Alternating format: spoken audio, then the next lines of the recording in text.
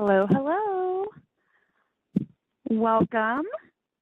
If you're here for incorporating evidence-based treatments for veterans with trauma and treatment court programs, you are in the right spot.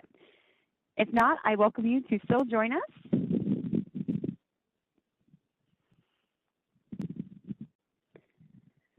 So my name is Jessica Rose Johnson. I am a United States Marine Corps veteran. I served for 4.5 years on active duty and I was a corporal.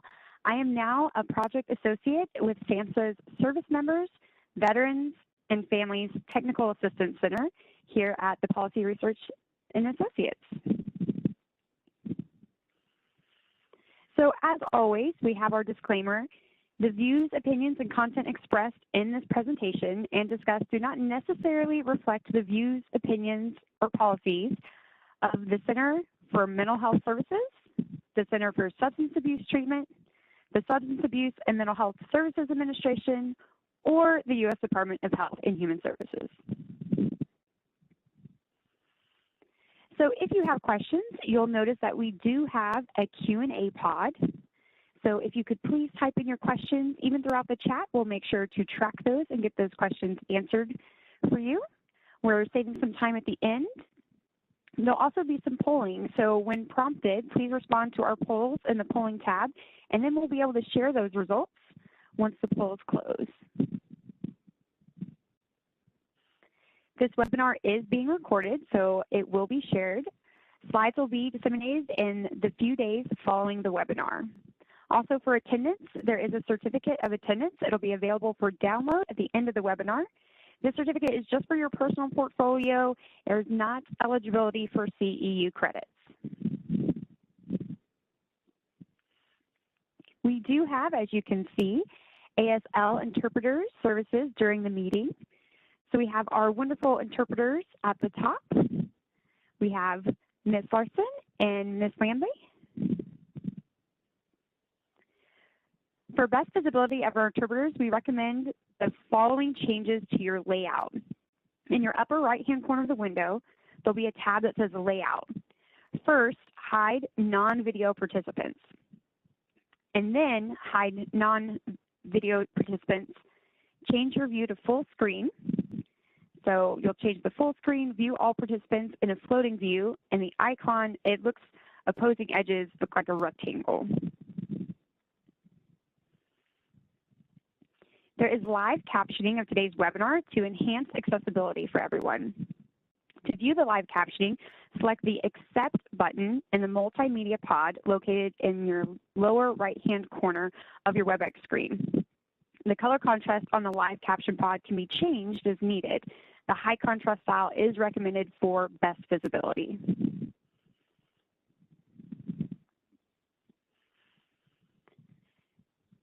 So we're welcoming everyone to our webinar here, and we'll be having opening remarks by Dr. John Birch, the Senior Public Health Advisor for the Center of Substance Abuse Treatment at SAMHSA. Our wonderful presentation from Dr. Brian Meyer, who is the Program Manager of the Community-Based Outpatient Clinics at Central Virginia VA Healthcare System. And we'll have some time for questions and closing remarks led by yours truly, myself.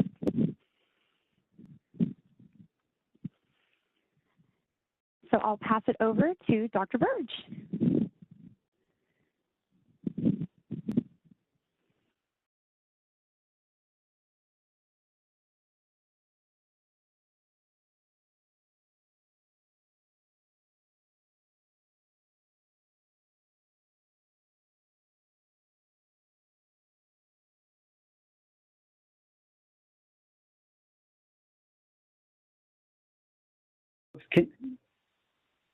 Could you hear me?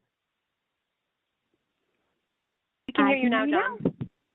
Okay, sorry, I think I was still on mute. Okay, so thank you, Jessica Rose, and for the advancement. I'm not a doctor, but appreciate that. I would like to welcome everyone to today's webinar, Incorporating Evidence-Based Treatments for Veterans with Trauma and Treatment Court Programs. We appreciate you taking time today to participate in this informative webinar. Veterans Treatment Courts are an important resource for communities to assist justice-involved veterans and divert them away from incarceration and into treatment. Veterans Treatment Courts connect these men and women to the benefits and treatment they have earned, saving their lives, families, and futures, and saving tax dollars for the American public. This proactive approach is accomplished by effectively targeting and addressing participants' clinical needs, including medical, behavioral health, and trauma. Effectively addressing veterans and PTSD is our focus today. SAMHSA is supportive of Veterans Treatment Courts and provides funding for them through grants and with training and technical assistance to the field through SAMHSA's GAIN Center, through webinars like this and other resources. Research shows that veterans with post-traumatic stress disorder, PTSD, are more likely to become involved in criminal legal system than those without PTSD.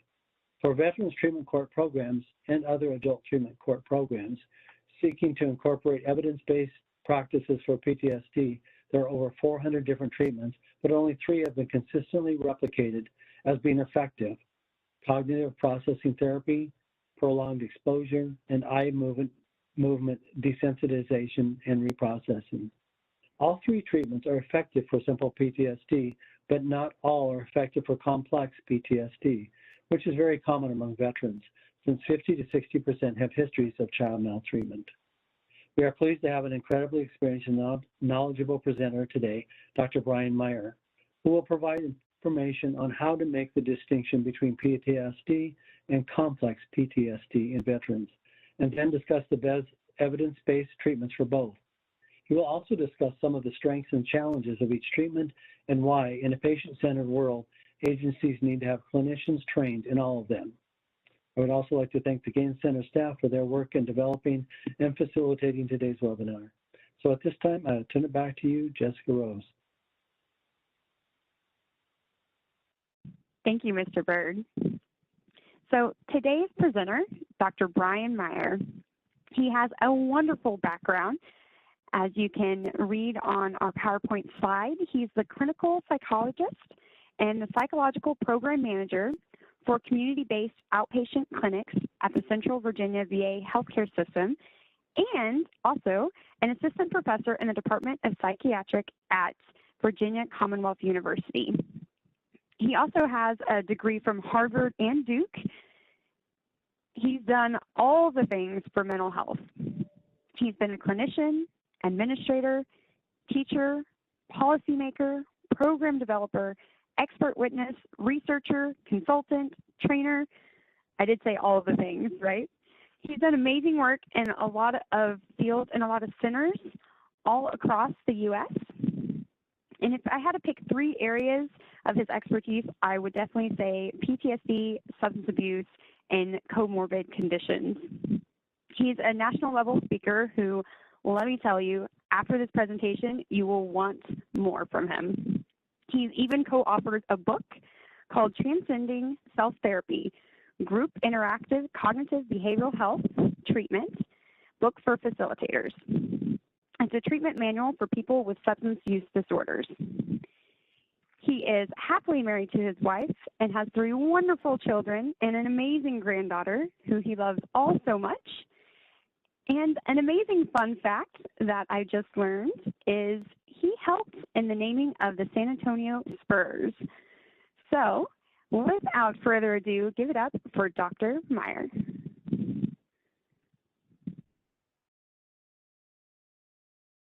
Thank you very much, Jessica Rose. I appreciate that kind introduction. So I'm glad you all are here. And you can see the same thing is said by this slide. So I do want to be clear that in another disclaimer that not only SAMHSA and the US government, but the Veterans Health Administration, my views do not represent theirs. I am on my own time at this moment, on leave time from my work. And I don't want to claim that these are the views of the VA. They are my own views based on a long career.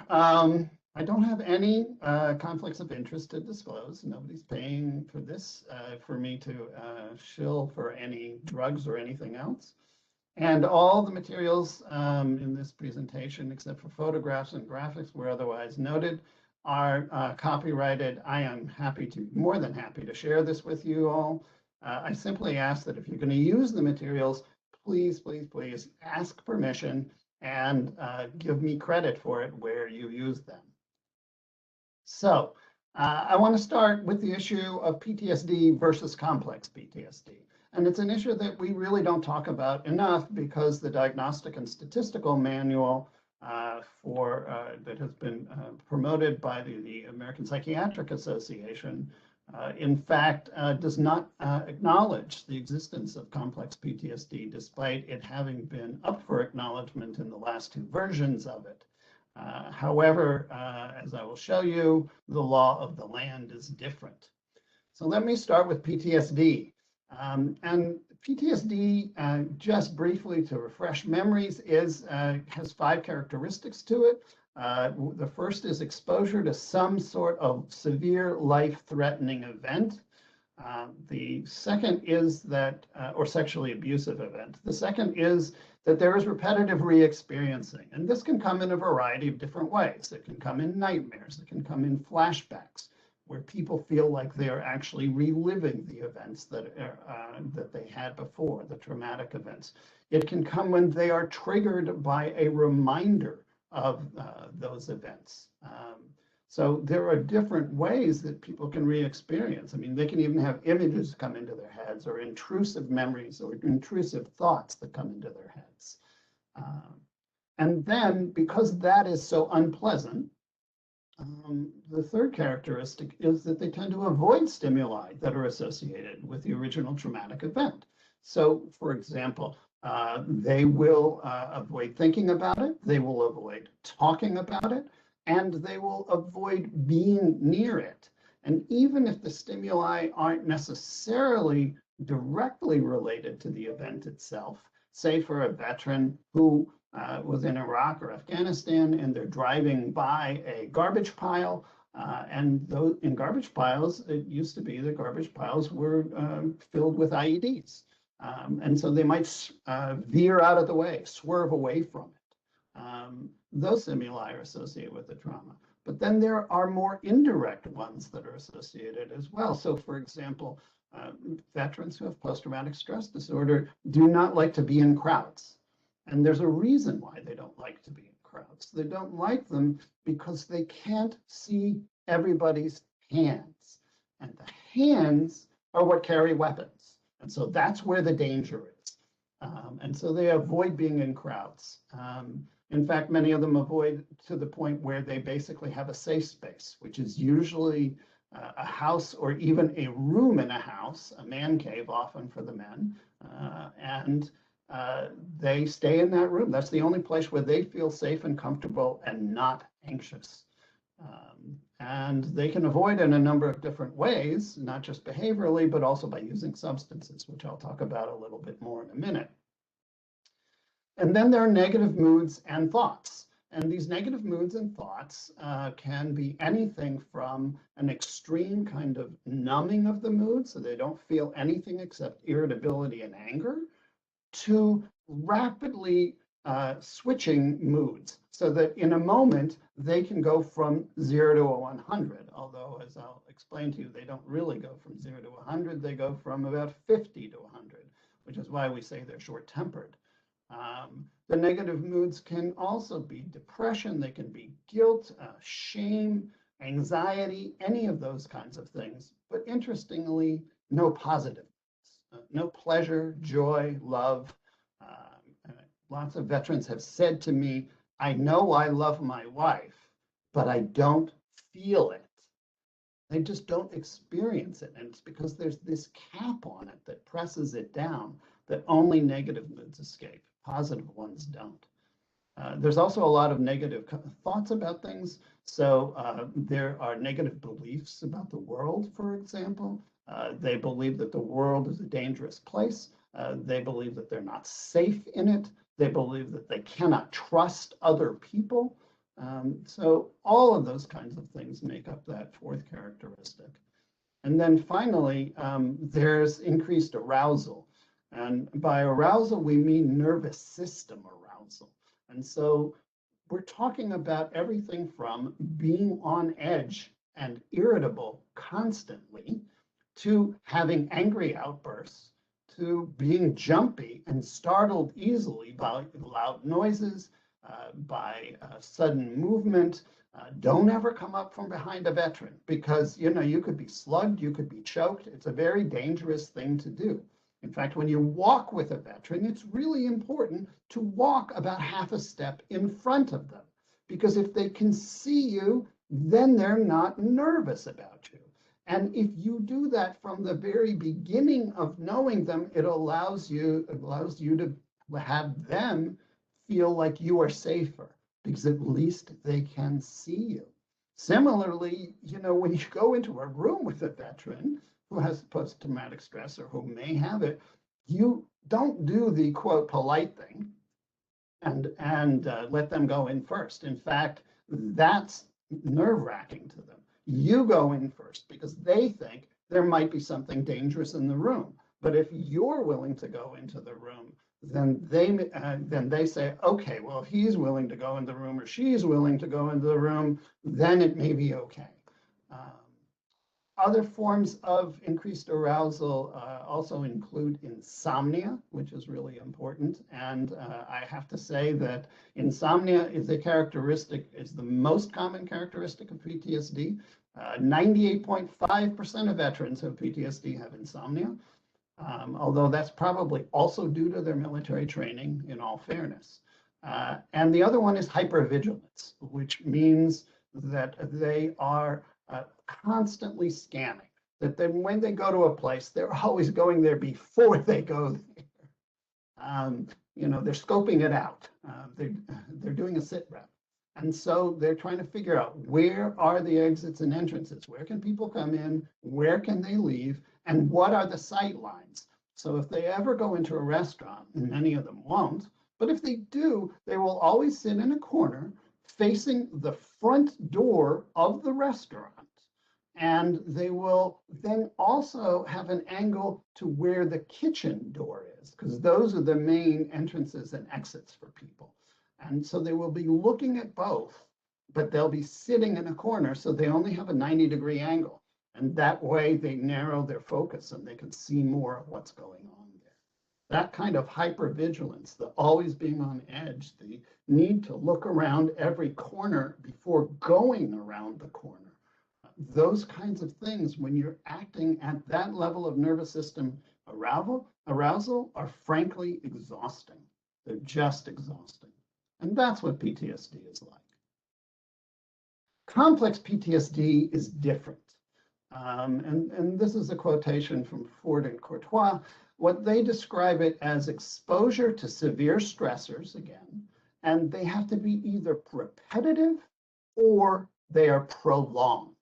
Okay, or I would add to this, they are so severe, as in torture, that they feel extremely prolonged, regardless of the amount of time that was actually spent in it. And I have treated people who've been tortured, and that was the only traumatic stress they had, but it was enough to give them complex PTSD. The second factor is that there is often harm or abandonment by people who are either the caregivers, so obviously growing up is in particular, or people who are responsible. And so that even goes to the point that number 3 talks about, which is that it occurs in developmentally vulnerable times in a person's life. When we say developmentally vulnerable, we're really talking about brain vulnerability. And the brain continues to develop until about the age of 25. And so actually people can develop complex PTSD all the way up to age 25. That's usually when the traumas that they've experienced have occurred. And if you think about veterans and what they experience, well, for most of them, in fact, the years that they are in the military, unless they've made a complete career of it, but they still started, they start young. They start at 18, 19, 20, and many of them, and even most of them, are out of the military by age 25. Very, very few people start the military after age 25. And the military tends to not like those people because the military wants to train people in a way that says, go up the hill, and the person goes up the hill. They don't question it. But when you've got somebody with their fully developed prefrontal cortex and you're telling them to go up the hill, they say, why? You don't have time for why in wartime. And so the preference is to take people who are, in fact, younger than that. The core problems in complex PTSD, they have all the symptoms of PTSD that I've just described, and they have other things as well. They have emotional dysregulation. That means that their emotions bounce up and down. They can be happy one moment and they can be enraged the next moment. That when they experience emotion, the emotion is always in the extreme form. It's never in a modulated. Second thing that they experience is dissociation. And dissociation is actually when your mind leaves your body. And I know that sounds weird. It's like, oh, no, your brain is in your body. But in fact, most of us do dissociate. It's a normal phenomenon. So think about it for a moment. Have you ever gone from one room into another room and forgotten the reason you went in there? Okay, that's dissociation. Your mind just went for a moment. And that 75% of us experience that. And so that's a normal kind of dissociation. A more moderate kind, the first was mild, a more moderate kind that many of us experience, in fact, is when you drive in a car down a straight road for a long period of time. And then all of a sudden you realize you don't really remember what happened in the last 30 to 60 minutes. You just don't have a memory of it. And the miracle is you are still alive, even though you've been driving 65, 75 miles an hour down the road. We call that road hypnosis, but your mind left your body for a minute. Well, in the extreme forms, the mind leaves the body in intense moments of trauma. And about 40% of people who experience trauma have this kind of dissociation where there are holes in their memory. And when you start to see holes in people's memories, and particularly when those holes get long, so, I mean, I always know I'm in trouble when I speak to somebody and I'm meeting them the first time and I'm asking them about history of trauma and, whether anything happened in their childhood that was very distressing to them. And they say, well, no, but I don't remember between the ages of 7 and 12. And I always go, uh-oh, it's a problem because they've dissociated that part of it. It doesn't mean it doesn't exist. It means that they can't get to it. And it always means that this is something protective for them, psychologically speaking. Usually there are very significant somatic problems that people have. These can involve every system in the body. For example, it is very common for people who've been sexually abused to have issues with sexual functioning. That's a very common thing. The most common kind of somatic dysregulation is pain. And then the next piece of it is what we call impaired self-concept. That's a negative view of oneself. These can be anything from I'm a bad person, I never get anything right, I don't know how to do things, I'm evil, I'm broken. All of those kinds of things are negative self-concepts that are very common in complex PTSD. And then there are disorganized attachment patterns. And these really take extremes. There's one extreme where people simply don't get attached to anybody and they're not involved in any relationships, and you can see them grow old and they're still single. And they very rarely have even tried being in relationships with other people. The other version is the other extreme of it. The other extreme of it is that people dive into relationships very, very quickly, and those relationships become very intense. And then as soon as they are getting in it, then they get scared because they have attachment problems, because any kind of intimacy can be vulnerability, and that is very risky for people who've been traumatized when they were vulnerable. And so what they do is they blow up relationships. They're very good at blowing up their relationships.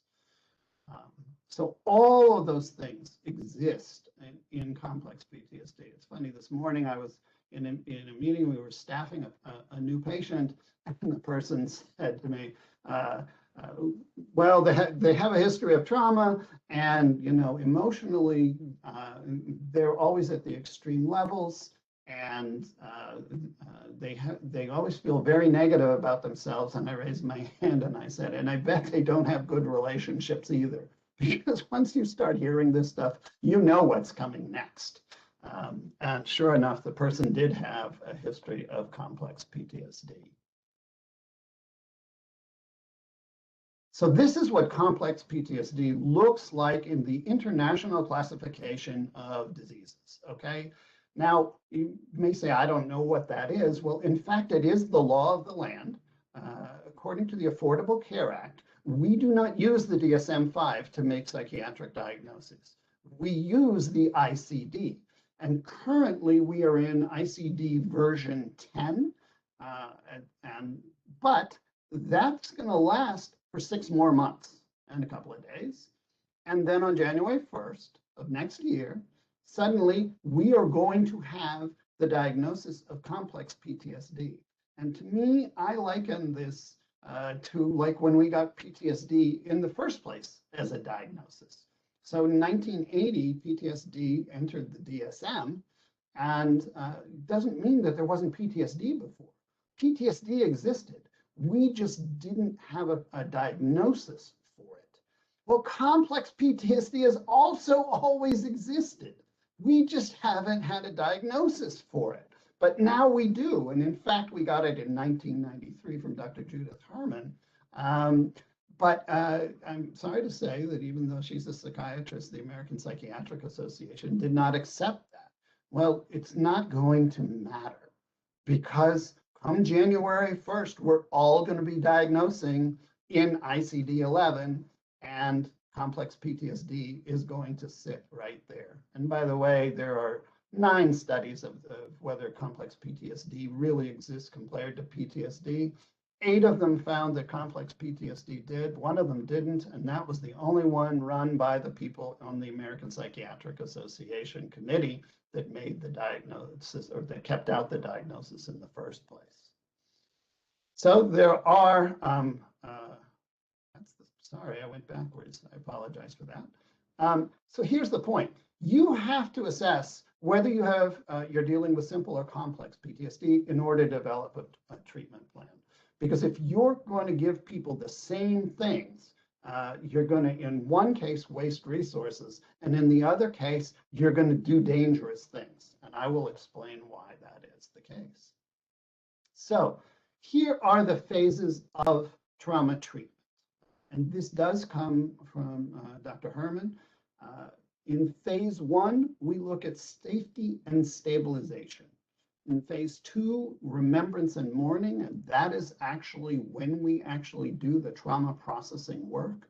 That's when the memories, we deal with the actual memories. And in the 3rd phase, we do reconnection kinds of work.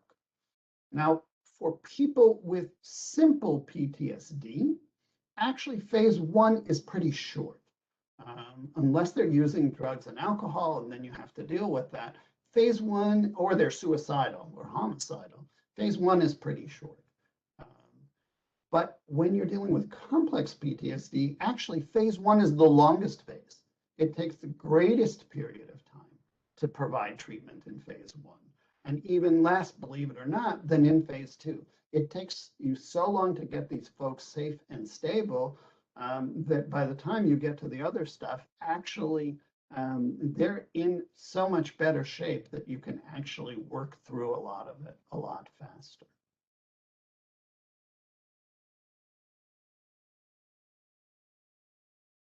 So let's talk about what do you do?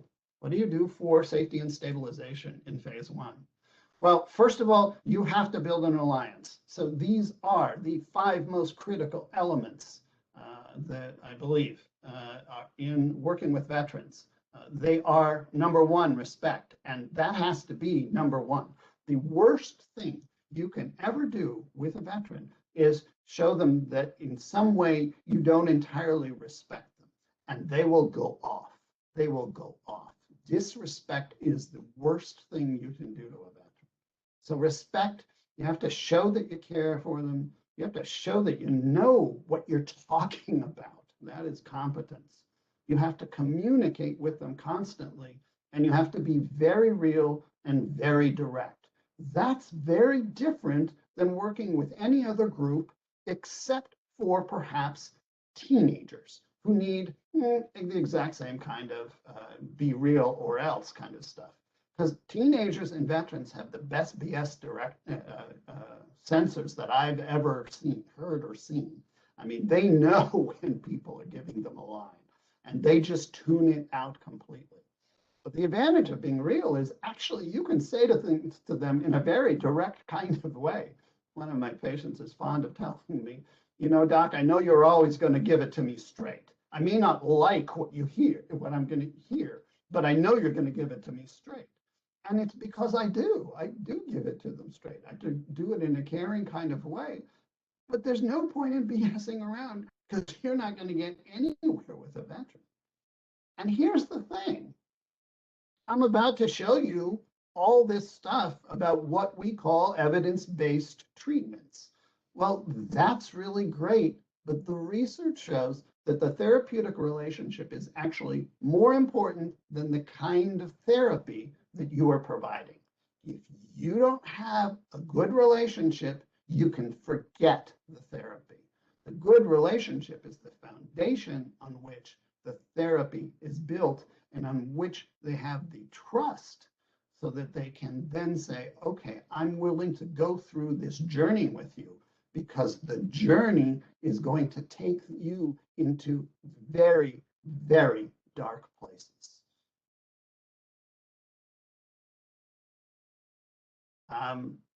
People will ask, well, what are evidence-based medicines for PTSD? And basically, the answer is we don't really have evidence-based medicine for all of PTSD. What we are able to do is we are able to provide medication for certain symptoms, particularly antidepressants and particularly sleep aids. But that's for helping certain symptoms. We can't give atypical antipsychotics. A 10-year study of veterans found that atypical antipsychotics do nothing to veterans other than make sure that they gain a lot of weight. There was a 10-year study similarly of veterans looking at anxiolytics, and what they found looking at benzodiazepines in particular, and I'm talking about Valium, Librium, Xanax, which are 3 of the 5 most prescribed medications in this country. And what they found is that you could be on anxiolytics for 10 years, your PTSD scores did not change, and the only thing that did change is the amount of anxiolytic that you were taking, because people develop tolerance and then they develop addiction. And boy, oh boy, they can't stand it if you try to take them off. We were talking about a veteran the other day who is doctor hopping. And this veteran is doctor hopping because every doctor, this veteran is on a very, very high dose of Xanax. And every doctor every psychiatrist this person sees says, we need to get you down. And this person goes crazy at the notion that their benzodiazepines are going to be decreased. So they shop for a doctor to give them the answer they want. And they've said, if we don't provide it to them, they're going to demand that we send them off to the community and I'll find somebody there as long as we pay for it. It's important to say, PTSD is something that comes from the outside. Trauma comes from the outside, not from the inside. And that's probably why there is no specific medication that can treat PTSD by itself. The only things that have been approved are fluoxetine, paroxetine, and prazosin. The first 2 are antidepressants. They are serotonin-specific reuptake inhibitors, and they do help with the depression and to some extent with anxiety. Prazosin is actually a blood pressure medication, which was found not to be very effective for blood pressure, but it does help people not remember their nightmares, basically, or have them have what they call crazy dreams. But those crazy dreams are much, much better than their traumatic dreams. They would much rather have those kinds. The next thing you have to do in treatment is you have to have a piece of psychoeducation about post-traumatic stress disorder. You talk to them about what PTSD is. You talk to them about how PTSD affects the brain. And so I will show them a picture like this one that you can see on the left and talk about the three major aspects of PTSD, or the three major parts of the brain that it affects. The amygdala, which is our threat response system, which gets us into fight, flight, freeze mode. The hippocampus, which is the part of, it is attached to the amygdala, and it is the part of your brain actually which serves as the postal service for your memories. So it sends them into a filing system in your brain. The problem is that when exposed to stress hormones and the brain is flooded by stress hormones during a trauma, the hippocampus actually shrinks. And so the memories don't get filed, which is why you have that constant re-experiencing. Whereas the amygdala is what is responsible for all of the arousal. It's also responsible in freeze mode for all of the dissociation, and it's responsible in flight mode for all of the avoidance and anxiety that goes with it. The last part of the brain that is affected is right behind your temples. It's on either side. It's the dorsolateral prefrontal cortex, but also some of the medial prefrontal cortex. And what happens there is it's the part of your brain that has to do with logic, with reasoning, with thinking, with organization, with anticipating consequences, with making good judgments, with assessing risk and deciding this is too dangerous. And the thing is that when the amygdala takes over under life-threatening stress and really shuts you down to three choices, which may not even be conscious. And by the way, all three of those choices happen on the battlefield. If you've ever been on a battlefield, some people run towards the fight. They are fighting. Some people run away from it. That is flight. And some people freeze and can't pull their triggers and can't move. All of those are determined by the amygdala. And usually they are not conscious choices. But that's why they actually train people to go towards the fight, because what they want to do is at least have people go in that direction rather than freezing or fleeing, either of those possibilities. So the problem is that the prefrontal cortex shuts down, and then people aren't thinking. And when they don't think, then they're just acting in an automatic way that is driven by the amygdala. The problem for PTSD is that the amygdala, which is supposed to go off when you are no longer under threat, it gets stuck in the on position. And so you're constantly in survival mode. So that's how PTSD affects the brain. If you look at pictures of it, you would see that actually there are all sorts of areas of the brain, and I like to show my patients those. And you can see how it's actually an injury. And this is why we say that PTSD is a normal response to abnormal events. The traumas are abnormal events, but it's a normal response of the brain. This is what the brain does when flooded by stress hormones. So I said I show pictures. Here you go. Here are the pictures. So these are pictures of brains looking down on the person, okay? So looking down on the head. And at the top of the slide is actually the rear of the head. And at the bottom of the slide is actually the front of the head. And what you see in these slides are pictures where the blood is dyed. And the peachish color is where the blood is flowing most. And blood flows in the brain to parts of the brain that are actually activated.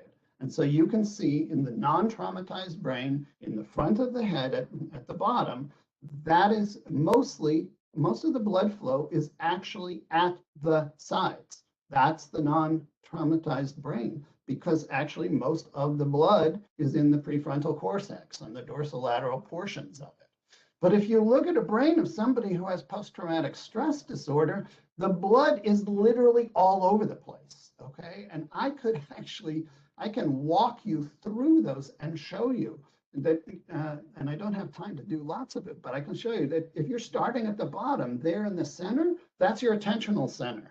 That's for hypervigilance. If you're looking off at the sides, you're starting to look first at the parts that have to do with hearing. And again, remember that they're sensitive, hypersensitive to sound. If you go back to sort of 2/3 of the way up towards the back of the brain, on each side, you actually are seeing the light where the amygdala is on each side, because you have two of them. And in the rear, you see two spots at the very top and the back, and that's the visual portion of your brain. And again, that's because they're always looking for threats. There's also a stripe that goes down the middle of the brain, and that stripe is actually on the top portion of it. We are looking down, so you can't see it's on the top, but it is on the top portion. The back portion of it is the legs. And so this is where flight, if this person is activated and ready to move into flight. But also in the middle, you see a spot right here, and that's where the hands are. All of this is motor cortex down that center stripe. That's where the hands are. And so this is the person where the person is getting ready to fight. This brain is activated. It is in survival mode. This is the injury to the brain. So I don't like to ever call it post-traumatic stress disorder. I like to be clear about it. This is a post-traumatic stress injury to the brain. So how now you got all that kind of stuff. And one of the nice things about talking about all of that stuff is that it allows the veteran not to feel like it is some personal flaw of theirs, okay? It's not that they do something wrong. It's that their brain has been affected by these chemicals that came in, and it changed the way the brain works. And then you can really start the rest of stage one. So you can see the alliance building, I've covered that, the psychoeducation, and I do psychoeducation about multiple traumas for those who have them, because the problem with multiple traumas is that you have more and more stress hormones coming to the brain, so that stuff gets very rigid in the brain. We always do safety planning because veterans can be dangerous people. We know about the horrific suicide rates of veterans in this country. And we also know that veterans can be quite homicidal. I've worked with many, many homicidal veterans, and of course, veterans do know very well how to use weapons. And so it's important that we do safety planning with them. Usually it's to either lock up their weapons or to actually, if we can, to have them give them to somebody else for safe holding. And even more than that, if possible, we get them to get rid of them. I mean, I have veterans who say, I won't keep guns in the house because I know what I would do with them. And that's very smart. It means their prefrontal cortex is actually working. You know, that's a good thing. We work on stabilization, and stabilization means kind of getting their life together. That includes things like not using drugs and alcohol. It includes things like having a place to live, because many veterans, in fact, are homeless, although we've done a much better job of that over the last 7-8 years. And we have to do skills building with them. On the affective regulation, which, as you saw, is very common, we have to do cognitive skills building. We have to do interpersonal skills building. All of those are really important. And we also have to teach them how to take care of themselves. And that is not always easy. I always give them a little self-care rating scale and ask them how many of these that they don't do. And, you know, veterans with PTSD typically will, out of 41 things that they can do to take care of themselves, somewhere between 13 and 22 ways in which they don't take care of themselves. So a quarter to a half. Just to say, okay, stabilization, I mentioned drug and alcohol use. We got to stabilize their health, which often is not good. Housing in a safe neighborhood is really important. I've had veterans who live in the area of town that we call a war zone. You live in the war zone, you relive the war. There's gunshots at night. No wonder they're constantly aroused and activated. They're being triggered every night. Income is important, at least in the sense that they have to have something, some path of income, so they have something to live off. Otherwise, they're again back in survival mode. They're thinking about surviving, and they don't have the psychological energy to engage in treatment. Transportation is critical. Although these days you have an alternative to transportation, that's only in the last 16 months, but you have to have some kind of electronic appliance that will allow you to do video communication. And then you can engage in psychotherapy through that, whether it's a smartphone or whether it's a tablet or a laptop. It doesn't really matter what it is, but you have to have either that or you have to have a way to get to where you're being treated. So all of these are important aspects of stabilization. And here are the real evidence-based treatments for stage 1. So when you're looking at it, they are seeking safety, dialectical behavior therapy, CBT for insomnia, and imagery rehearsal therapy. Those are really the big 4 that we have. I have a tiny little arrow I have to hit here to advance.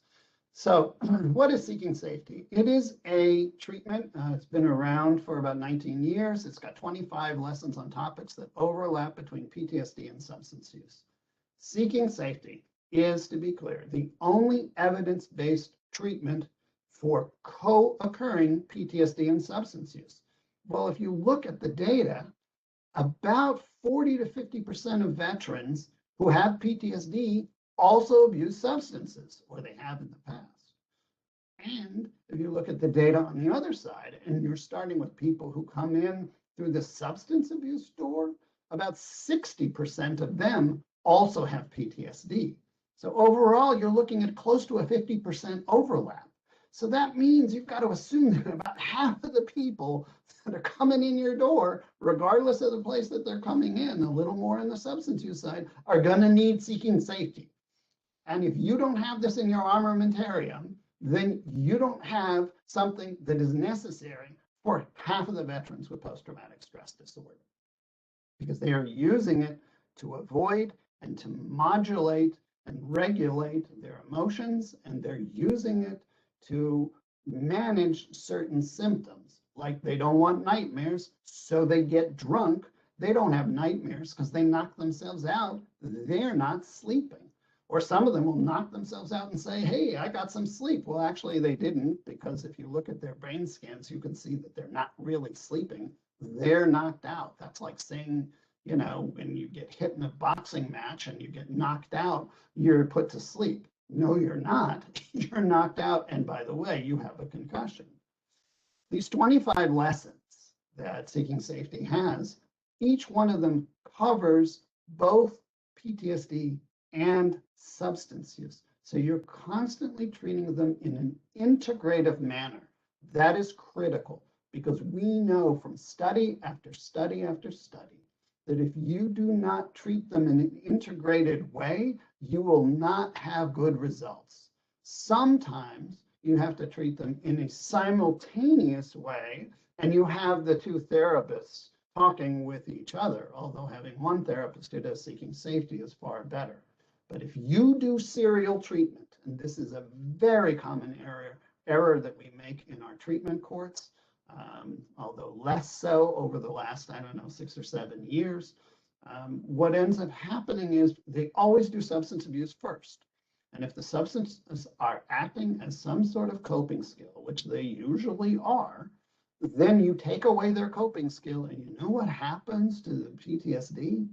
It can go hog wild. And so then they get worse. And then they dive back into the substances, because of course that is what was damming up all the negative stuff before. So you've got to treat them in an integrative way. The nice thing about Seeking Safety is that it has 84 safe coping skills that we teach people. And when you teach them those 84 skills, they serve as an alternative for the substances. So as you bring the substances down, you bring the coping skills up. Seeking safety is taught in weekly 90-minute lessons. The data are better for 25, but they're pretty good for 12 sessions. It can be provided individually or in groups. And I will tell you, with veterans, my preference is always to do it in a group, even though the people with PTSD say I can't be in a group. But the idea of doing it in a group with veterans is you reconstitute the military unit. And what's great about that is they become very supportive of each other, and they can say things to each other that you or I can never say to them as a therapist. Typically, we do groups around 8, maybe 10 members. And here's the great thing about seeking safety. The data say that seeking safety is just as well presented and gets the same positive outcomes from paraprofessionals, even probation officers, from paraprofessionals as it does in professionals. And that's really terrific. Makes me wonder why I had to spend all that money in graduate school. It really is a brilliant, brilliant book. It is a very structured format with a check-in, a quotation, a topic of the day, and a checkout. And instead of having homework, it has what's called a commitment, and people make commitments to their safety and stability and recovery from week to week. It does have 6 randomized controlled trials, 3 controlled studies, lots of positive results. And you can see that on veterans, and as well, that there are people in prison who have been part of these major studies and the randomized controlled trials, which have all been successful. Then we move on to dialectical behavior therapy. Now, this was originated for people with what's called borderline personality disorder. It's not a term that I like. I don't like the term personality disorder because it's very hard to figure out what that means other than 4 words. And those words are, we don't like you. Those are the 4 words. But I mean, we know what people who have that personality style is. But if you look at the data, the personality style, turns out 81% of those people have histories of complex PTSD. And so we are looking, when we're talking about the borderline style, as a particular kind of manifestation of a particular kind of adaptation to complex PTSD. And by the way, the same exact thing is true of antisocial personality disorder, except the number in that particular case is 75% of them have histories of complex PTSD.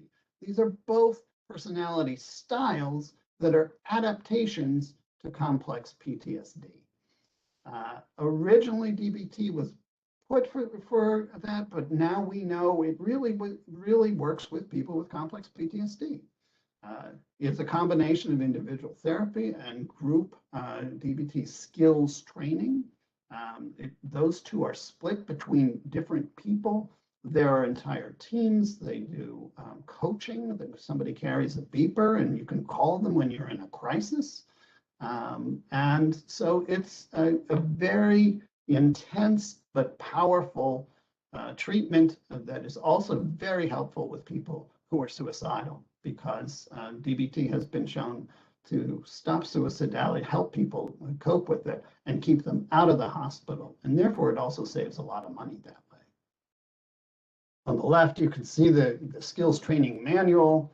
And here you can see on the right the 4 major modules that are in it.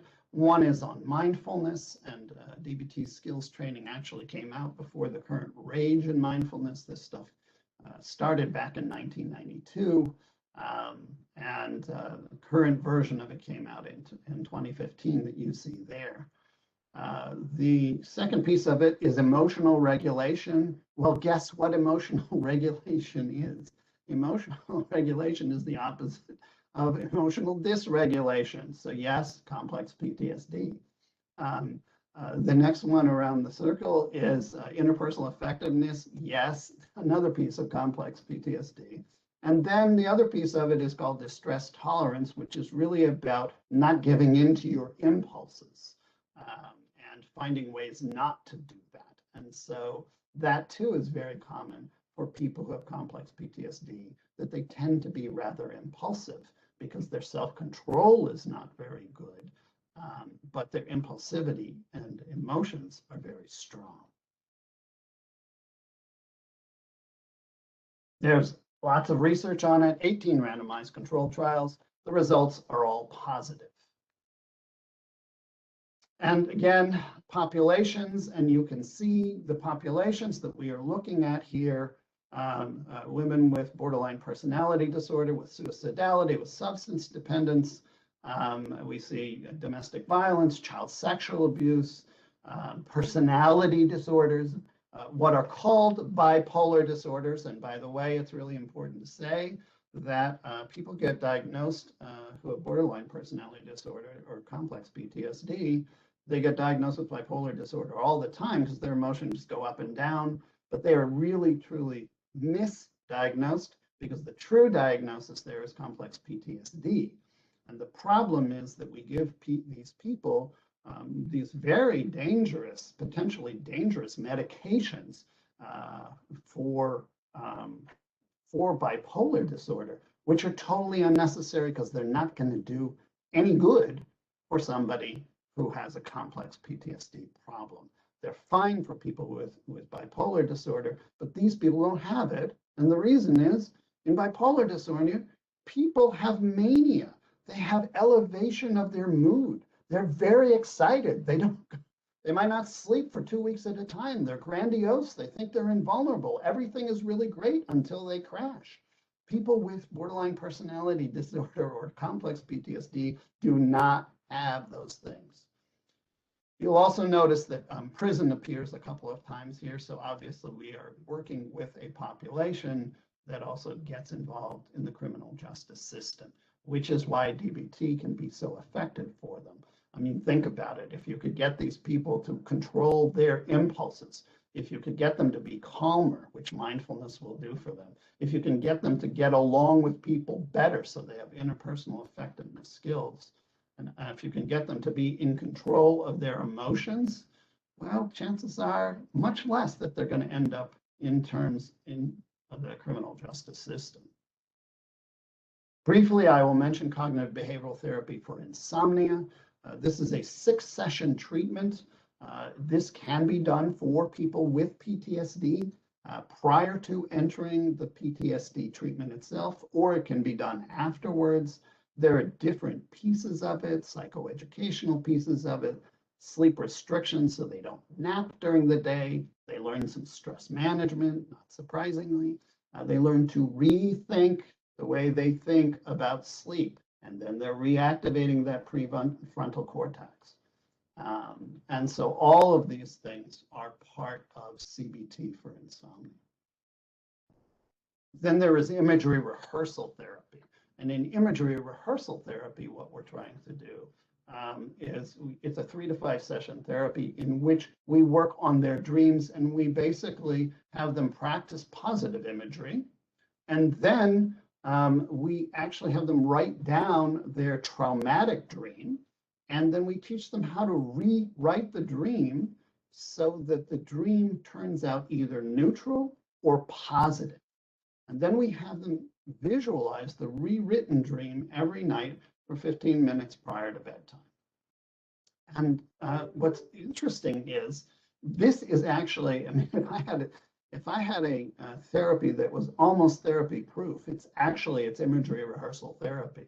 And the reason is that if people follow the directions, if people do actually what I say, literally I have 100% success. And when I define 100% success, I am saying that even for people who have 2 and 3 nightmares a night, I can get them down to 1 nightmare every 2 weeks or less. And boy, will they take that. But I tell them, you can't decide that you know how to do it better than I do. You can't decide to do it your own way. You have to do it in the way that I tell you, because it doesn't work. And I've seen several people, in fact, who haven't done it the way I've said to them. And of course, it does not work for them. And unfortunately, it can't be undone. Imagery rehearsal therapy. Here are the data on imagery rehearsal therapy. My personal data are a little better than that. I don't know why that is, but I can tell you that if you knock down their nightmares, then what you also get is improved sleep.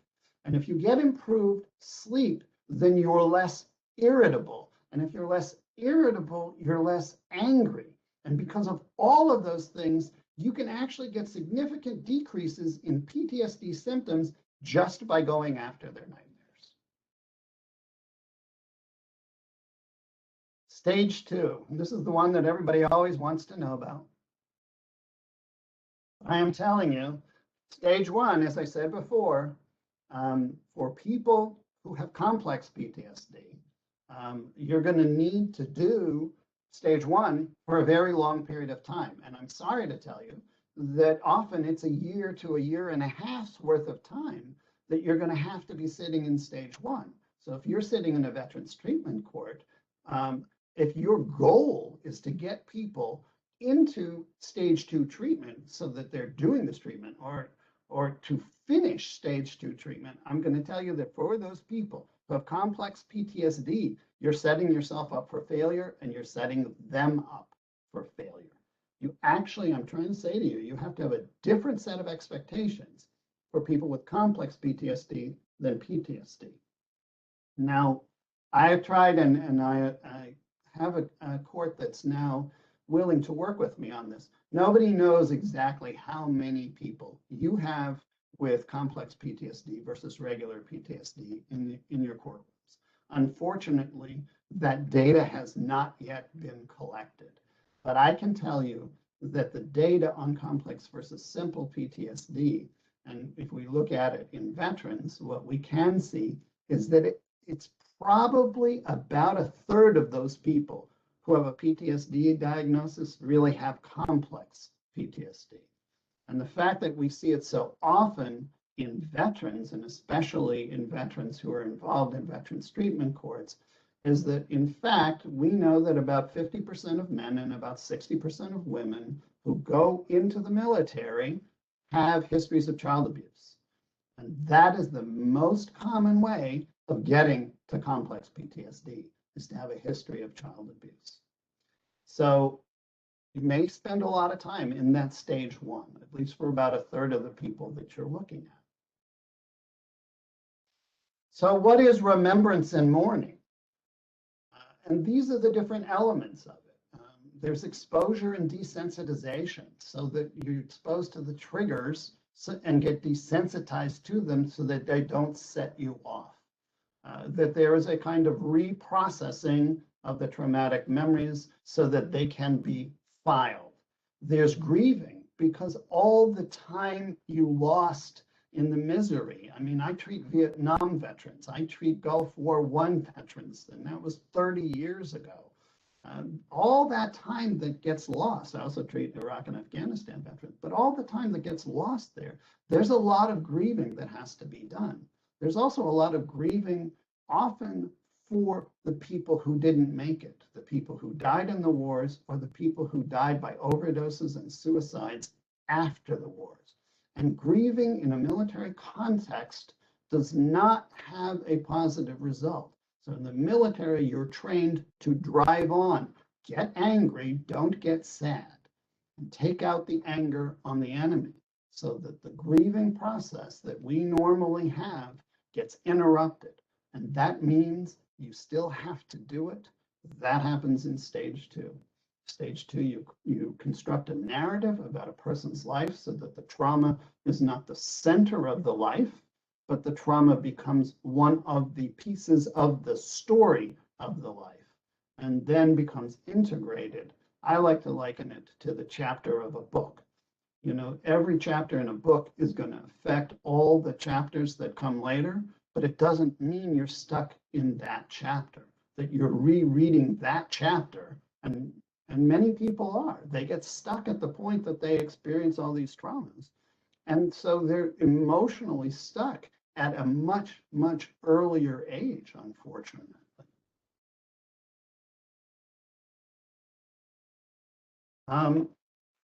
As the introduction said, Mr. Berg said, there are over 400 different treatments for trauma that are in the literature. Some of them have very loud proponents saying this is the greatest thing since sliced bread. I was on somebody's website the other day, and they were advertising a treatment for PTSD for veterans that they are the only people who do it in the world. They invented the treatment, and they say there's evidence for the treatment, although they don't show that there's any evidence for the treatment. And they say this is really great. And to prove it, they have a testimonial, which is the absolute worst kind of evidence for anything, is testimonial. We do know that there are only 3 that have been proven to work consistently for people who are in stage 2. So what are those? They are cognitive processing therapy, prolonged exposure, and eye movement desensitization and reprocessing, or EMDR. So let me talk about each of those. Cognitive processing therapy, or CPT, is a cognitive intervention. Remember what I said, that the prefrontal cortex shuts down in PTSD. And so what the cognitive processing therapy really does is it's a way to help them reactivate the prefrontal cortex so that they start thinking again. And so it is a 12 to 15 session protocol. It is a manualized protocol. And they may or may not have to talk about their trauma. It depends. You can do it individually or in groups, and this is the only one of the 3 that can be done in groups, and that's a very efficient way to do it, although it is, according to the data, not quite as effective. The results aren't quite as good, but they're still very good. And they have to do daily homework sheets, which in fact is often where the problem is, because a lot of people won't do their daily homework sheets. And that's one of the issues that we face when we do cognitive processing therapy, is how to get them to do that work. It also has specific elements to address the 5 major trauma themes: safety, trust, power and control, self-esteem, and intimacy. And those things are all messed up for people who have PTSD. And the way it does it is to address what we call stuck points. Those are those beliefs that I mentioned to you, like the world is a dangerous place, that I'm not safe, that I can't trust anybody, that I can never do anything right. All of those things are what are called stuck points. And people learn to examine the evidence for those beliefs and to challenge those beliefs with counter evidence. And what we do know is that if you change the interpretation and the understanding of the traumatic event, it actually changes the emotions that result from the event. So I was working with somebody this morning, although it was in EMDR, but we were working on, there was a road that he used to drive from, he was a spotter, from Baghdad to Muktia. And this was a road where every day there were ambushes. Every day there were IED explosions. You went out on that road and you knew you could be killed there. And he was a spotter, so he felt completely responsible. But when we worked on it, we were able to change his interpretation so that he understood that actually he wasn't completely responsible. Although the Army did tell him that it would be his fault if anybody died. Which I think was a terrible load to put on, you know, a 22-year-old, that it's your fault that on this road where there are constant ambushes and explosions, it's your fault if people die, as if the other side doesn't have anything to do. But we do know that CPT is an effective treatment for PTSD, and it is also an effective treatment for complex PTSD. So that is very helpful. Another one is what we call prolonged exposure. And it is not a cognitive intervention, it is a behavioral intervention. And it repeatedly exposes people to the very things that distress them the most. So you get them to go out to Walmart in the daytime, not the nighttime. You get them to go to, you know, a football stadium where they used to be able to go before they went into the military, but now they don't feel comfortable going. You get them to go and do the things that make them most anxious. And you have them doing it, it would be better if we called it repeated prolonged exposure, because as you do it over and over again, what you can see in the image on the right is that over time, with each exposure, their anxiety level goes down. And as their anxiety level goes down, their arousal is dropping. And when the arousal drops, that allows them then to begin to think differently, although they would not say it's a thinking differently thing. But that's actually what happens. The arousal goes down. It breaks the association between the internal anxiety and the external stimulus. And then things aren't so threatening to them, and they don't need to be in survival mode. Prolonged exposure is best with single or one or two fear-based traumas. And I say fear-based because there are other kinds of traumas. Some trauma ends up in rage. Some traumas end up in freezing.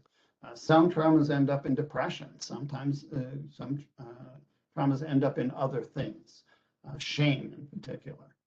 And so prolonged exposure is really great for fear-based traumas. It has two parts. One part where we do what's called in vivo exposure. That means live exposure to places that make them anxious. And you pick those out using an anxiety hierarchy. And the second part of it involves writing and dictating a narrative of the trauma on the worst trauma that they've had. So you always pick the worst one. And then you have the person record it, usually these days into their phones, and they listen to it over and over each day, an hour each day. And over time, that same kind of pitch about the arousal and distress goes down. It's kind of wears it away, and the anxiety level goes down. And we do know it's an effective treatment for PTSD, simple PTSD. However, we do not have data that suggests that it is an effective treatment for complex PTSD. And then comes EMDR, which is the hardest one of these to explain. It can take 8 to 12 sessions for simple PTSD. It can take a heck of a lot longer for complex PTSD. I've worked with a lot of really troubled people, and I've never gotten anyone done with complex PTSD in less than a year, ever. And often it's much more than that. It's basically 60 to 90 minute sessions. It's based on a theory that basically says that we develop maladaptive information processing when our brain is exposed to trauma, and that we have to do to integrate these things and store the traumatic memory is actually to use bilateral stimulation. And that's based on the notion that when we sleep, and when we are in our dreaming state, our REM sleep, rapid eye movement sleep, it's going back and forth. That's bilateral movement. And so EMDR appropriates that bilateral stimulation mechanism, because what that does is for people who have REM sleep, those people's memories get stored and their distress levels are less, even if something bad happened during the day. And this just takes that to a much greater degree so that we do it with traumatic memories. There are actually 3 parts of this. We deal with their past memories first, then we deal with their present day triggers, and then we lay in what we call a future template, which is how would they like to handle those triggers in the future. Now, about 85% of this protocol really is dealing with the past distressing memories, and the last 15% of it or so is the other 2 put together. So what we do is we have them focus on a distressing image, and we have them, and it's an image that is representative of the worst part of the trauma. And then we ask them to say a negative belief about themselves that goes with that. Okay, so now we're dipping into that negative cognition that we talk about in cognitive processing and in PTSD, complex trauma. Then we have them notice the emotions that go with it. And then, and this is really different, we have them focus on the body sensations because these are all related to each other in a web. And what we then do is we do bilateral stimulation. In that picture, what you can see is that the therapist is passing their fingers back and forth in a straight line, making sure to cross the midline so that you get bilateral stimulation. And what's really interesting is when you do that, the images, the thoughts, the feelings, and the body sensations, all four of them start to change, although people tend to process down one of those four lines for the most part. But when those change, the maladaptive and negative emotion that they experience kind of gets drained. It's like squeezing the juice out of a lemon. And so when I work with somebody, I was working with somebody with EMDR this morning, we started with something that on a scale of 0 to 10, he rated as a 7. It was going down this really dangerous place. But by the end of the session, he was down to a 1. And, that's pretty remarkable when he went down that road every day for a year. And in one session, once we've done the targeting of it, but in one session of work, we were able to get that down to a 1. I mean, that's really amazing. And EMDR is like putting, I like to say, a jet engine on the back of your therapy. Not everybody can do the eye stimulation. That's for about 70% of people. We have lots of veterans with TBIs. They can't do visual tracking very well. So yes, what do we do with them? We have auditory and tactile alternatives.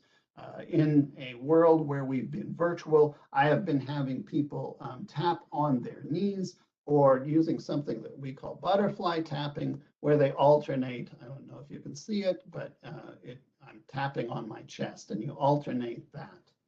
We have a whole lot of additional things that we use, and we have found that it is effective for both simple PTSD and complex PTSD. And here I want to go back to those brain pictures, okay? And what I want to show you is I'm going to show you a picture of somebody with PTSD before and after. But I want you to notice on the left-hand side in this non-traumatized brain, if you go up towards the middle of a brain, there's a pair of small dots and there's a pair of slightly larger dots. And I want you to remember that. And now I want you to remember on the right side, it looks like this person is all over the place. And in fact, when I talk with my patients and I show them this picture, they say, how did you get a picture of my brain? I don't have a picture of their brain. I have this picture. But here we are. Here's the brain that's all over the place on the left-hand side. Somebody has been traumatized. And what you can see is you can see that motor stripe across the middle that I talked about. About a third of the way in on the bottom to the right, there you see the amygdala. Then you see a spot that has to do with hearing. And then there's this giant blob that has to do with attention. I mean, it's really amazing, that attentional center and how activated it is. And then you do EMDR and you end up with what's on the right. So remember, if you looked at the one on the left in the previous picture, what you would see is down at the bottom and on each side, you're going to see a lot of blood going to the brain. And then watch for the small ones. The small ones in the back, you can see in the middle. Oh my goodness, there they are. And what remains is that there are actually 2 extra spots there, and it doesn't surprise me at all. A little bit of the vigilance remains. They don't feel 100% safe. But this is 4 sessions of a woman who experienced a rape. It's really quite remarkable. It is important to say that in general, our success rates are about 70% for PTSD for these 3 treatments. However, in combat veterans, as opposed to other veterans, non-combat veterans, actually the general success rate is down to about 53%. So it is a tougher crowd to deal with, quite frankly. But I think that that's also because, remember, I said to you before that about 50 to 60% of them end up having childhood trauma. There are some promising treatments for stage 2. I'm not going to spend hardly any time because I want to get to questions about this. I don't know how many of them there are, but there is something called narrative exposure therapy. It is designed for complex PTSD. It's focused on developing a narrative for a person's life, and it is very effective in traditional societies. If you're working with a healing to wellness, a Native American or indigenous population group, this is the kind of thing you want to use. The participant actually tells the story of their life, and they use stones to represent negative things and flowers to represent positive things. Larger flowers are bigger positive things. Smaller flowers are smaller positive things. Same things with stones. And they create what is called a lifeline. And remember what I said to you about creating a narrative of the life and integrating the traumas into it. And what is remarkable about narrative exposure therapy is you can actually do it in societies where they are currently continuing to have trauma, and it is still effective. So in refugee populations, it's really good. It is something that can also be delivered by laypersons, like Seeking Safety can be. There's a children's version of it. And as I said, it even works in settings where the violence continues, which is really important because we can't always extricate people from the violence in their lives. Some people don't want to leave domestically violent relationships, for example.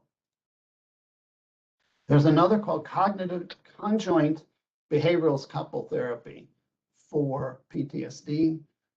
And it is something where you actually have the couple do therapy together around the partner, the person who actually has the PTSD. And it turns out both of them get better. And so that's really nice. We just don't have tons of studies around it. So it's not yet evidence-based. We also use mindfulness meditation. We know it is a part of several different evidence-based treatments. And what we have found is that, I'm not going to go into all of what it actually is, but we have found that if we do this, we can actually reduce people's PTSD symptoms. I teach mindfulness to people. It's a great resilience builder. It is a wonderful way to calm down the amygdala. I will say that in my own experience, it's not a quote cure-all, but it is a great adjunct therapy, which helps people deal with their post-traumatic stress. And just to show you more brains, because I think it's important, here on the left side, you see a brain of a veteran with PTSD who doesn't meditate.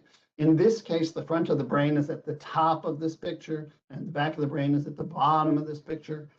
You can see the activation in the visual area. This is electrical activation. And on the side, you can see it in one of the two amygdala in the non-meditator. But if you look at the person who is meditating, guess what? The activity is in the dorsolateral prefrontal cortex. What I'm trying to tell you is we can change people's brains. That's what you have to do to heal them from PTSD.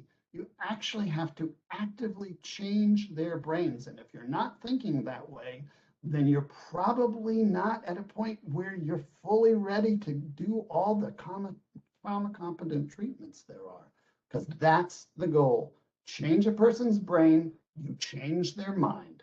Change their mind, and you change their life. Dr. Meyer? Yes. Before you jump into the stair narrative theory, we do have about 5 minutes remaining. So we wanted to give the audience an opportunity. If they'd like to stay on a little bit longer, we can do that and make sure to give you more time to cover that more in depth.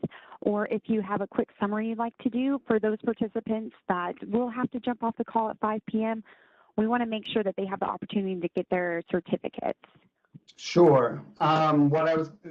Just to sum up what comes later in this, and you will all have access to this, I talk about stair narrative therapy, which is built exactly for people with complex PTSD. We are getting more and more data showing that it is an effective treatment for people with complex PTSD. I have some discussion of what you do in stage 3, but the truth is we do not have, in the reconnection phase, we do not have an evidence-based treatment for that. although couples therapy may be helpful for some people. There's also a very large resource section in which I direct you to books, to websites, and even to apps that you can use. There is a wonderful app called PTSD Coach in particular, which by itself has been shown, even without psychotherapy, to be an effective treatment for PTSD as long as people use it. And that is something you can tell people they need to do as one, we have incentives and sanctions in our treatment courts. You can use it as a sanction. Okay, you're going to come back here and you're going to have done these 3 lessons. You have to be familiar. You're going to have done these 3 lessons in the app. And it's like, okay, well, I'll go do the app. I think I can do that. And then they get better. And so all of those things are there. The other thing that is at the back of this is that if you wish to contact me, it also contains my email address, which is brianlmeyerptsd@gmail.com. And having said that, let's go ahead and take some questions.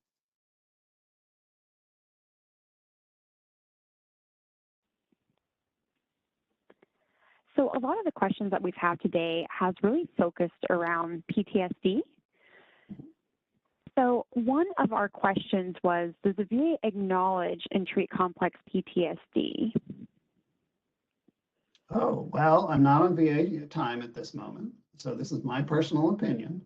But in my personal opinion, we treat it like the DSM treats it and not like the ICD treats it, which is to say that we think it's one thing and not 2. And the problem is that I believe that sets us up for failure. I will say that because we use cognitive processing therapy and to a lesser extent we use EMDR, which has really only been accepted in the last 3 to 4 years in the VA. But because we use those things, we are able to effectively treat people with complex PTSD, even though the VA may not recognize it as a diagnosis.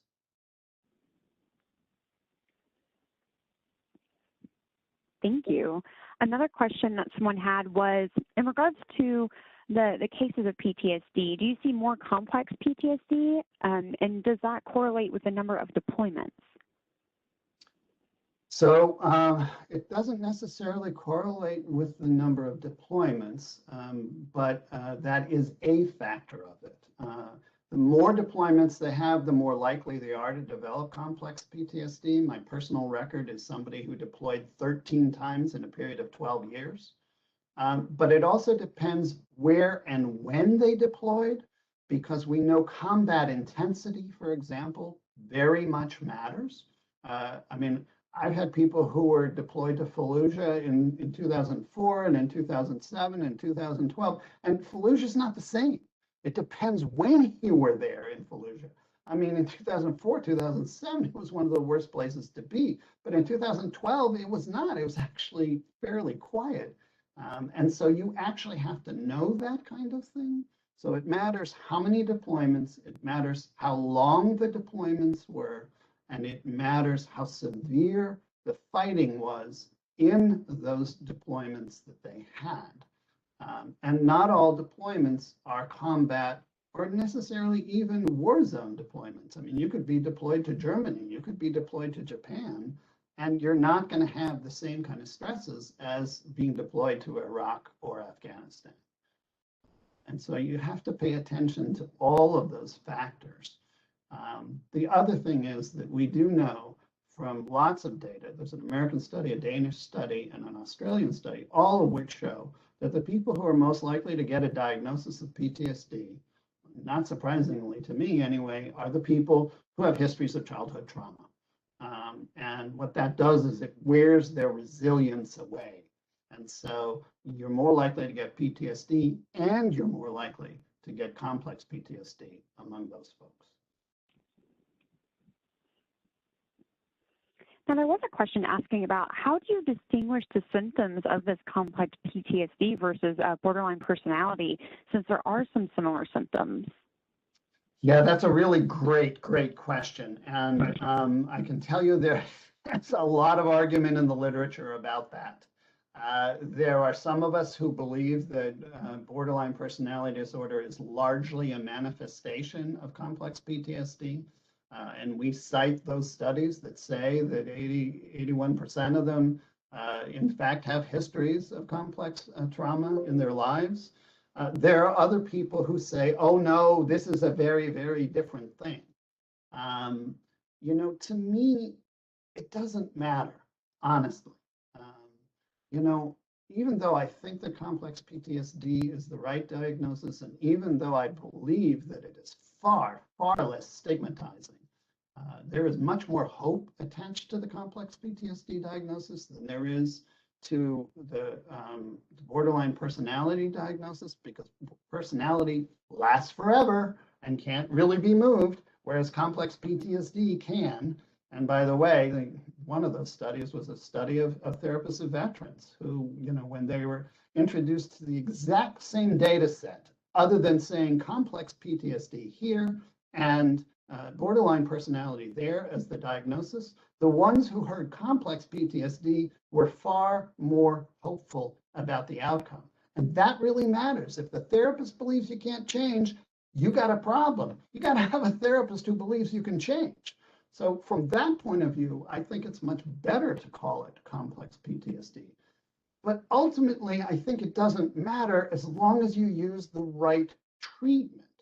So if you're using mostly cognitive processing therapy or EMDR, I think you're going to be okay as long as you're not making the mistake of using prolonged exposure for them. And then you're going to have an effectiveness problem. So that's why I think you really have to know which is which here. The other problem with it is that you may not be focused on getting people safe and stable. And what I've seen is when people dive into PTSD treatment, I have a patient who was literally 30 days sober. He had years and years of alcohol addiction behind it. And he was at a treatment center. And after 30 days of sobriety, they started in on his PTSD. They gave him EMDR, but they did no preparation, which is the wrong thing for somebody with a history of complex PTSD. And he has a horrific history of complex PTSD. And literally, he went in there and they started doing the reprocessing, which is against the rules of what you do with EMDR.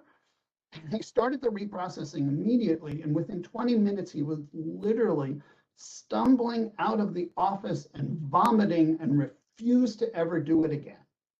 So now that treatment has been spoiled for him, and I've tried to get him to do it, and he will not do it with me. And it is a real problem. And so I think that when we don't treat people in the way that we need to, even if we have the right treatment, if we introduce it at the wrong time, we are going to fail. So much of this is much more subtle than simply slapping a treatment on a diagnosis. It is much more subtle than that. And we all really have to be working from that baseline foundation of having a strong alliance and then putting in the resources that are necessary so that the person feel some sense of safety and stability that they can then address their post-traumatic stress disorder and or their complex PTSD. Thank you. That was very informative. I know we have a lot of chat questions coming in, but we do want to make sure that everyone had time to download their certificate, as well as snag Dr. Meyer's contact information. He's so graciously sharing that. It is up on the screen. We also want to let you know of a couple upcoming webinars we have with the Gain Center. We have on July 6th, spotlighting on intercepts. July 21st, the future of teleservices in drug courts. July 22nd, early diversion, virtual learning community. So I'm giving you the short titles of all these that are up on the screen. Again, as a reminder, these slides and the recording will be available. We also want to make sure that if you're not already signed up for the newsletter, that you do get signed up. That way you can stay updated with all the amazing resources and webinars that are coming out. We want to thank everyone for taking time out of their day to be here with us and stay on a few minutes extra to get some more information. You'll see our contact information up on the screen.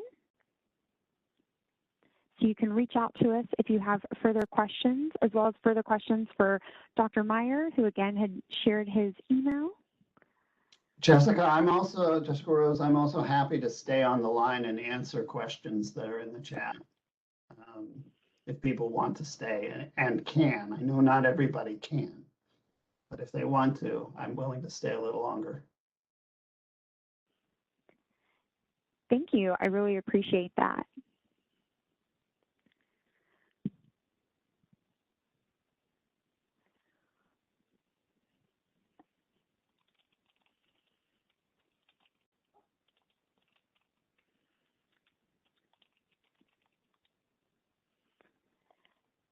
So Okay. are there other questions? Yes, we have a couple other questions in here. So one question was in regards to PTSD and MST. Do you see that there's a lot more complex PTSD within MST cases, and do you feel like some of the treatments are similar? So I see an enormous amount, we see an enormous amount here of complex PTSD with MST. And to be more specific about it, we see a lot more childhood histories of sexual abuse. Now, to be clear, childhood sexual abuse is much more common than is often thought. The data that we've had since the 1990s shows basically, it's Finkelhorst data, and it shows that basically 1 out of every 6 boys and 1 out of every 3 girls has a history of some kind of sexual mistreatment and abuse prior to the age of 18. I mean, those are staggering figures when you think about it, prior to the age of 18. And again, those are the people we are seeing. Now, it is interesting to speculate, why do so many people who have histories of child abuse end up in the military? And I think that there are a lot of reasons for that, and we can talk about what those reasons are, but that wouldn't answer the question. So I think that if MST, what ends up happening in a lot of people, sadly, is when their boundaries are repeatedly violated, as happens with sexual trauma, they may not know how to, in some way, avoid situations that are dangerous. And to be really clear about it, it really has much more to do with predators always know what prey looks like. And predators seek, you see the lion, and the lion does not go after the herd. The lion goes after the injured one that is off to the side of the herd, or the little one that drags back. Predators always seek the most vulnerable prey. And the problem is that if one has been abused, and especially if one has been sexually abused, and by the way, we know that sexual abuse, other than torture, is the worst kind of abuse that anybody can experience. And we also know that if you look at the ACEs, the adverse childhood experiences, and you look at the 10 of them, sexual abuse is the #1 predictor of complex PTSD. So you put that then into the fact that so many people who have been abused end up in the military. And then, yes, they are more likely, for those who have been sexually abused, to be vulnerable to predators, sexual predators, who put themselves in positions. And I'm going to call out the drill sergeants here, because I have been amazed at how many people, how many drill sergeants in basic training take advantage sexually and violate and abuse somebody who is always the most vulnerable and weakest person who is in basic training. And I've seen that with women, I've seen that with men. It's a very, very common thing. So do I think it's more common among people with MST? I think it's more common among people who have prior histories of sexual abuse with MST. There are other kinds of abuse, obviously, and there are other kinds of neglect, which can be equally or more damaging, and so not so much correlated with those. Well, this has been an extremely important topic. I feel there's never enough time to have this discussion, and it's always hard to have to bring it officially to a close. So I know there was a lot of other great questions in the chat that we just simply didn't have time to get to today. So thank you so much, Dr. Meyer, for your time and also your willingness. So I highly encourage everyone, if you still have a question out there, to reach out to him.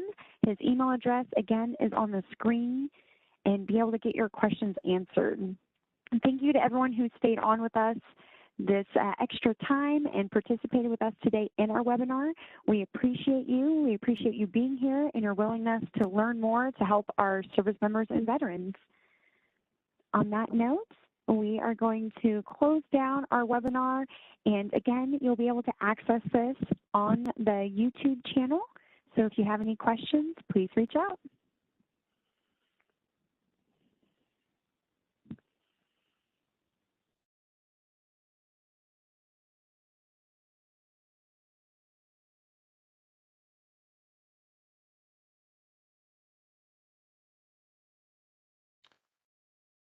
Ashley, is there a way to get a copy of the questions that are in the chat so that I could answer them and send them back? Yeah, we can do that. There's a report that I can run, and I can forward that to your email. Yeah, because I mean, I'm seeing, like, somebody asked, is there a study regarding veterans and ACEs? And yes, there is. But, you know, the study doesn't